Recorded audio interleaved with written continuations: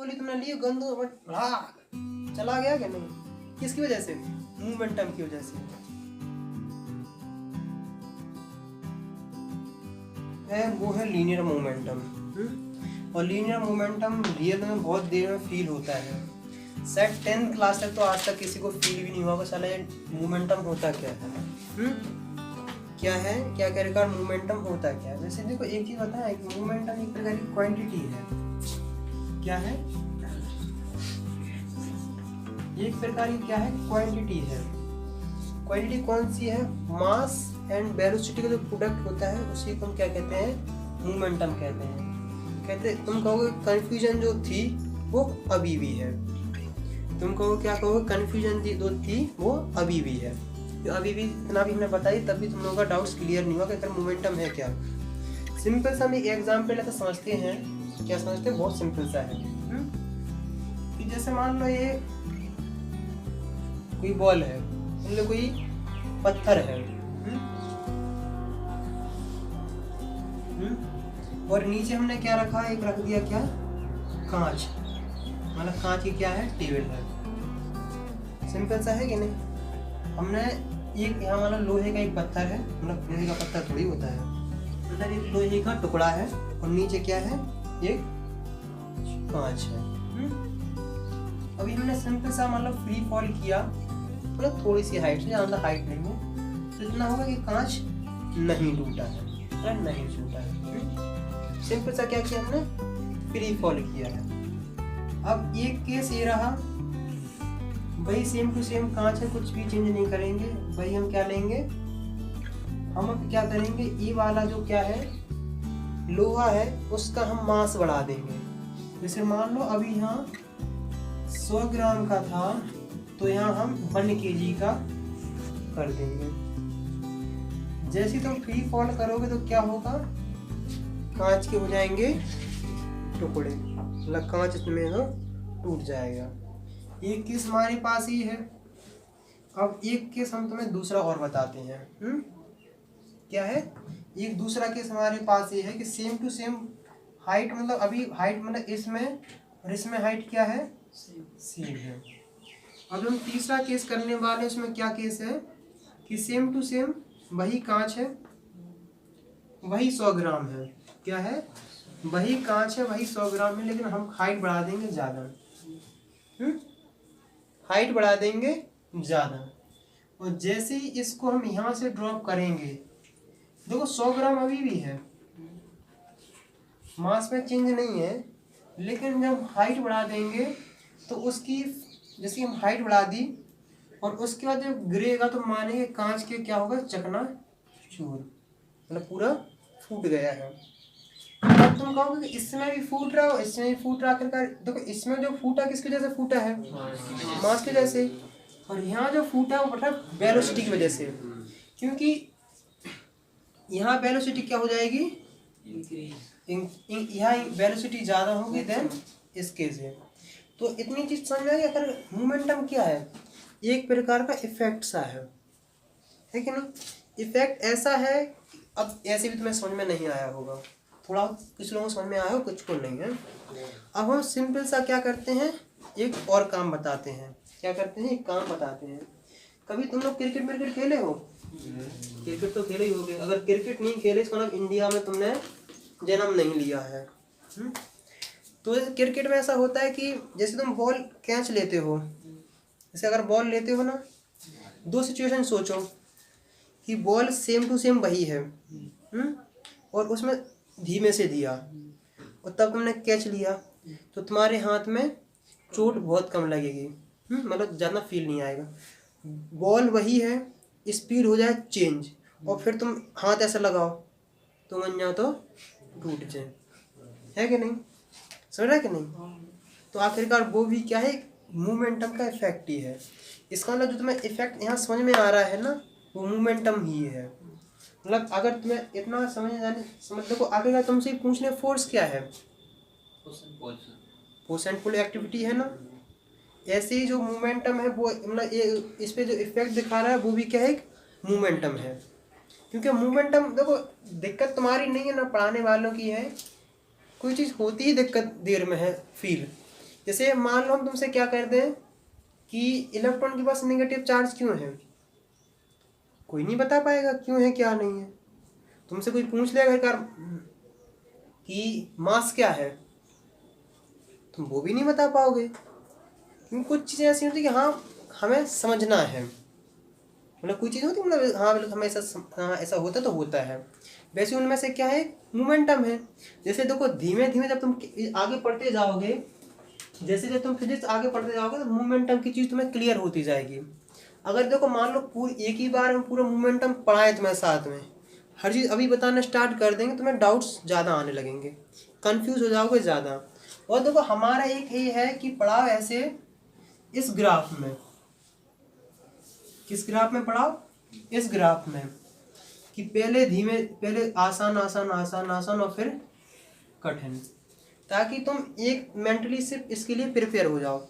हमें अब ऐसा नहीं पढ़ाना है कि तुम ऐसे थे और हम इतने पढ़ा दें, यहाँ तुम पढ़ोगे तुम्हें क्या आ जाएगी, दिक्कत आ जाएगी। तो धीमे इतना समझ लो कि आखिर का मोमेंटम क्या, जो तुम्हें फील हो रहा है ना, इफेक्ट हो रहा है इस कांचों पे, वही मोमेंटम है, समझ रहे कि नहीं। जैसे मान लो 100 ग्राम का पत्थर लो और मान लो 10 मीटर पे कोई खड़ा है, उसमें तुम खींच कैसे मार दोगे, क्या करोगे, जैसे मान लो कोई आदमी है, ये है, इसने लिया और 100 ग्राम का क्या लिया, पत्थर लिया और ऐसे लिया, इसमें फेंका, तो मजाक मजाक में हुआ कि नहीं, कुछ हुआ ही नहीं। अब भाई साहब मूड हुआ चेंज, अब वो उठाएंगे क्या, गन, और भाई 100 ग्राम की गोली है। जैसे मान लो अभी क्या था, उसने 100 ग्राम की वो बंदूक की गोली ली ऐसी और ऐसे डिचकियां, कुछ नहीं हुआ ना, उसने गन में करी फिट और दी, खोपड़ा उड़ गया।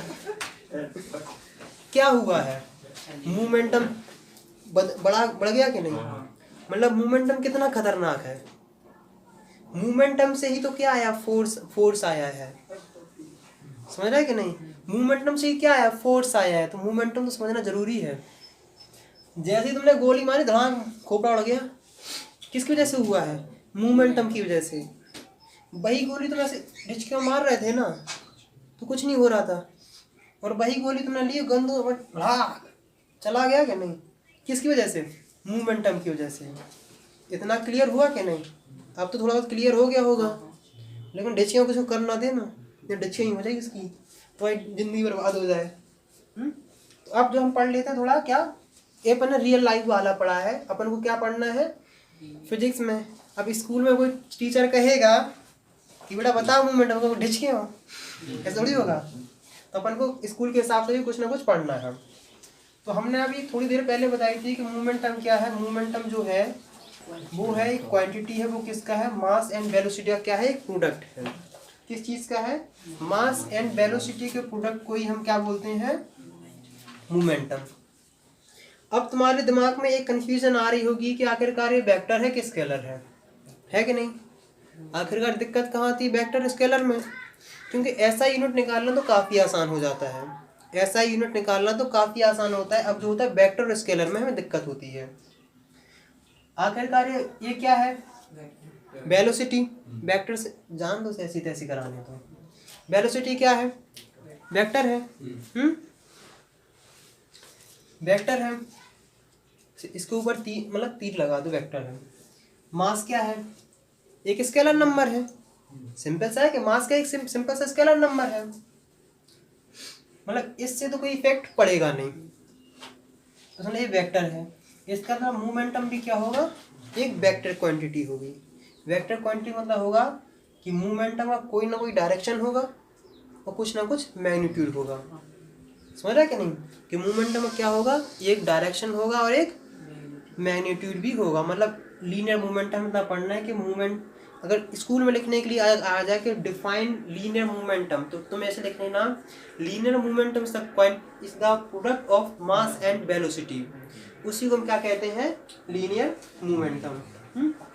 अब देखो सुनो, एक चीज़ और बताते हैं मोमेंटम की, क्लियर कर दें कि जिस चीज़ के पास वेलोसिटी है, मतलब जो चीज़ मोशन में है उसके पास मोमेंटम है। बस क्या है, जो चीज मोशन में है उसके पास मोमेंटम है, मतलब मोमेंटम एक प्रकार की क्वालिटी एक चीज हो गई है कि जिस चीज के पास जो चीज मोशन में है वो क्या है, उसके पास मोमेंटम है। तो नहीं कभी ना कहा मोमेंटम बढ़ा वही उसी चीज से रिलेटेड है। इतनी चीज हम लोग क्या कर चुके हैं, क्लियर कर चुके हैं। इसमें कई लोग बहुत सारे क्वेश्चंस भी करा देते हैं, ढेर सारे ग्राफ्स बना देते हैं, इसलिए अपन को इतना अभी चेंज नहीं करना है। देखो हाँ इसमें ग्राफ जो बनाते हैं अभी हम बताते हैं कि इसमें ग्राफ क्या क्या बताते हैं। देखो सुनो, अब बहुत सिंपल सा क्या पढ़ना है, हमें ग्राफ पढ़ना है। ग्राफ में जैसे अभी सबसे पहले तुम इतना रख लो P = mb। ये वेक्टर क्वांटिटी, वेक्टर से अपन इतना मतलब नहीं, इसका मतलब है कि अगर वेक्टर और स्केलर क्वांटिटी हो इन दोनों का मल्टीप्लिकेशन वेक्टर आता है। सिंपल सा है कि स्केलर नंबर और वेक्टर क्वांटिटी से मल्टीप्लाई करो तो क्या आता है, वेक्टर की क्वांटिटी आती है। अगर किसी को कोई ऐसा यूनिट पूछ ले, बहुत सिंपल सी बात है कि इसकी क्या होती है, kg, इसकी क्या होती है, मीटर/सेकंड। इतनी सी हो गई है, बहुत सिंपल सा है। अब इसमें कई लोग ग्राफ में पढ़ाते रहते हैं, कई लोग बच्चे कंफ्यूज रहते हैं, = mb। इस चीज से हमें क्या बनाना है, ग्राफ बनाना है। देखो ग्राफ में कैसे बन सकता है, तो मतलब इतना देखो अपन करना है कि इसमें से एक चीज कांस्टेंट रहेगी, बाकी दो चीज क्या होंगी, वेरिएबल होंगी। कभी कभार ऐसा होगा कि ये चीज कांस्टेंट रहेगी, ये दोनों चीज चेंज होंगी। ये कंडीशन, पहली कंडीशन ये है कि P कांस्टेंट होगा और M and B वेरिएबल होगा, पहली सिचुएशन। दूसरी सिचुएशन है कि मास कांस्टेंट होगा और P and B क्या होगा, वेरिएबल होगा। आखिरी कंडीशन क्या है, तीसरी जो कंडीशन है वो कंडीशन ही है कि B कांस्टेंट रहेगा और P and M वेरिएबल रहेगा। इन तीनों चीज़ों के हमें बनाने हैं क्या, ग्राफ। सिंपल से, ज़्यादा कोई कठिन इसमें बात है नहीं है। तो हम इसके क्या बनाते हैं, आखिर का ग्राफ बनाते हैं। हाँ जो चीज़ अगर ग्राफ के जैसे अगर वीडियो क्लियर नहीं है तो पुरानी जो वीडियो डाली है उसमें से जाके देख लो ग्राफ किसके बारे में कैसे बनाते हैं। देखो सबसे पहले जो है वो एक चीज़ याद रखना, हमारे पास क्या है फॉर्मूला P = mb। अब जो हम ग्राफ बनाते हैं उसमें हम क्या बना रहे हैं, पहला जो कंडीशन है उस कंडीशन में जो हम बना रहे हैं वो बना रहे हैं कि m रहेगा क्या, कांस्टेंट। क्या रहेगा, m रहेगा कांस्टेंट। तो जो आउटपुट आता है, जैसे देखो y = mx + c पढ़ते हो क्या, नहीं, जो इस साइड होता है ना उसको तुम y के ऊपर रखते हो और जो इस साइड होती है क्वांटिटी उसको यहाँ रखते हो। इसका मतलब p को रखेंगे यहाँ और b को रखेंगे यहाँ, p को रखेंगे और यहाँ रखेंगे b को। तुम्हें कुछ ये आखिरकार स्ट्रेट लाइन की इक्वेशन नहीं दिख रही है। जब भी कभी भी ऐसा आ जाए, कभी ऐसी सिचुएशन आ जाए कि P is directly proportional to B, तो हमेशा वो चीज़ होगी, वो कहाँ से पास होगी, स्ट्रेट यहाँ से।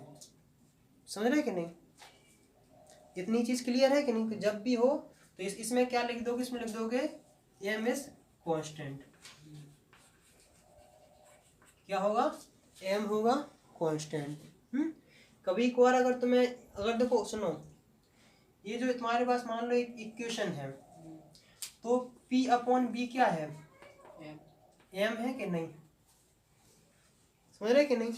कई बार इसमें कोई क्वेश्चन तुमसे करा ले, वो कह दे कि यहाँ जो पॉइंट है क्या है, यहाँ जो पॉइंट है उसका है 4,4 कोऑर्डिनेट, तो find the value of mass, find the value of mass. तो तुम क्या करोगे, m = क्या होगा, देखो सुनो 4 - 0, क्योंकि स्लोप कैसे निकालते हो, स्लोप निकालना तुम लोगों को आना चाहिए। तो ये 4 ही हो जाएगा, क्योंकि सबसे पहले बाई, देखो आखिरकार स्लोप कैसे निकालते हैं, बाई अपॉन एक्स करते हैं कि नहीं, 4/4 आया 1, वैल्यू आई कितनी है 1 आई है। पहला केस पढ़ चुके हैं। जो दूसरा जो केस हम पढ़ते हैं, क्या पढ़ते हैं, जो दूसरा जो हम केस पढ़ते हैं वो दूसरा केस पढ़ते हैं कि वेलोसिटी होगी क्या, कांस्टेंट। कौन सी कांस्टेंट होगी, इसमें कहेंगे कि P is equal to mv, velocity क्या है, कांस्टेंट है। तो फिर तुम रिलेशन देखोगे P is in directly proportional to m। और हम अभी हाल तुम्हें बता चुके हैं कि जब भी ऐसी सिचुएशन आए, ये वाला यहाँ लिख दो और ये वाला यहाँ लिख दो, और ऐसी सिचुएशन आ गई तो ग्राफ कैसा होगा, स्ट्रेट। कई बच्चों के दिमाग में हमेशा रहता है कि भैया हमेशा 45 ही होगा एंगल, नहीं, एंगल हमेशा चेंज होता रहेगा, लेकिन ये लाइन स्ट्रेट होगी और ओरिजिन से पास होगी। अगर इसके अलावा और कुछ नहीं है यहाँ, तो अगर ऐसी सिचुएशन है तो ऐसा ही ग्राफ आएगा। अब जो आखिरी और अंतिम पढ़ने वाले हैं वो क्या है, आखिरी जो अंतिम पढ़ने वाले हैं वो पढ़ने वाले हैं कि अब हम क्या रखने वाले, कांस्टेंट रखेंगे P कांस्टेंट। हमारे पास फॉर्मूला वही है mv। सिंपल सा हमारे पास फॉर्मूला क्या, हमारे पास फॉर्मूला है वही। तो इसको तुम ऐसे भी लिख सकते हो, कैसे लिख सकते हो कि b इक्वल टू P/m, है कि नहीं, सिंपल सी कहानी है कि नहीं। और इसमें क्या है, P है क्या है, कांस्टेंट। इसका मतलब ये है कि B is inversely proportional to m। क्या सा आ गया है, B is inversely proportional to m। अब देखो सुनो, जो इस साइड है वो इस साइड लिख लो, और जो इस साइड है उसको लिख लो इस साइड। और जब भी अगर ऐसा सिचुएशन आ जाती है तो ग्राफ बनता है ऐसा, मतलब इनवर्सली प्रोपोर्शनल जब भी हो जाए तो ग्राफ बन जाता है यहाँ, और यहाँ लिखेंगे क्या लिखेंगे, यहाँ लिखेंगे P हो जाएगा कांस्टेंट। समझ रहे कि नहीं। अब इसके ऊपर कई, अगर मान लो तुम्हें कोई क्वेश्चन मिल जाए, कुछ भी कर लो तो आराम से हो सकता है, ज़्यादा अपने को इतना कठिन नहीं, लेकिन मोमेंटम जो है वो मोमेंटम तुम्हें समझ में आना चाहिए कि मोमेंटम होता क्या है। मेन जो कंसंट्रेट है, देखो ग्राफ बनाना कोई बड़ी कठिन नहीं, ना कोई बड़ी तीर है। चाहे हम तुम्हें फिजिक्स पढ़ाएं या फिर पढ़ाएं केमिस्ट्री, जो भी टॉपिक पढ़ाएं वो चीज़ तुम्हें फील होनी चाहिए। देखो स्टार्टिंग ऐसा होता है ना कि जब चैप्टर स्टार्ट करते हैं तो उतना फील नहीं आता है, लेकिन धीमे धीमे जब बढ़ते हैं फील उतना ज़्यादा आना चाहिए, उतना ज़्यादा समझना चाहिए। स्टार्टिंग में हर चीज़ नहीं बताई जाती, कितना कठिन कर दें कि तुम लोग कन्फ्यूज हो जाओ, क्योंकि हमारे सामने इतने सारे बच्चे हैं, तुम लोग भी हो, अकेले हमें सिर्फ यूट्यूब पे वीडियो थोड़ी अपलोड करनी है, तुम लोगों को भी पढ़ाना है, तुम लोगों को भी समझाना है, तो तुम्हारे लेवल से हम पढ़ाते हैं। ऐसा नहीं कि हम बिल्कुल IIT क्वेश्चन वो भी कराएंगे, ऐसे और हम बहुत सब हो जाएंगे, उसकी टेंशन नहीं है, लेकिन मेन जो है वो हमारा कॉन्सेप्ट समझना है कि कितनी चीज़ क्या है। तो जो हम लोगों ने पढ़ा है कि मोमेंटम जो है, मोमेंटम तो समझ में आना कि मूवमेंट एक प्रकार का इफेक्ट देखने को मिलता है मास एंड वेलोसिटी का। इतनी चीज़ समझ लो कि कभी कभार ऐसा तुमने कहीं सुना है कि जिसके जो देखो मतलब वेलोसिटी जो होगी, अभी रियल लाइफ देखो हम ज़्यादा डिटेल में नहीं जाते हैं, क्योंकि कई चीज़ ऐसी होती हैं जिनके पास वेलोसिटी होती है लेकिन उनका कोई मास नहीं होता है, उस इतने अपन को नहीं जानना है। लेकिन जनरली जो तुमने चीज़ देखी होगी, अभी भी रियल लाइफ में देख रहे होगे कि अगर मान लो हम कहें कि साइकिल जा रही है, मान लो एक कार जा रही है, क्या जा रही है, तुम्हारी कार जा रही है। अगर इसके पास वेलोसिटी है तो इसका मास भी इसके पास वेलोसिटी है, मास भी है, और मोशन में है तो मतलब मोमेंटम भी है। अगर यही गाड़ी किसी आदमी से टकराए, स्पीड से भड़क रही हो, तो शायद इस आदमी का कुछ भी नहीं होगा, और जैसी ये गाड़ी फुल स्पीड में होगी 100 किलोमीटर पर आवर की स्पीड से, तो आदमी ऊपर जाएगा सीधा। तो आखिरकार किस चीज़ की वजह से हुआ है, मोमेंटम की वजह से। इसका मतलब ये है कि अभी जो हमने बताया, कौन सा ग्राफ बताया है कि इसमें वेलोसिटी चेंज हो रही है और मास कांस्टेंट है। क्या हो रही है, वेलोसिटी हो रही है चेंज, और मास है क्या है, कांस्टेंट। इसका मतलब है कि मास कांस्टेंट है। मास कांस्टेंट वाला हमने पहला ऐसे ग्राफ बनाया था, तो अपन को ऐसे भी निकाल सकते हैं, ज़्यादा टेंशन वाली बात नहीं है। आज के लिए इतना ही बहुत है, कल फिर पढ़ेंगे कुछ ना कुछ नया।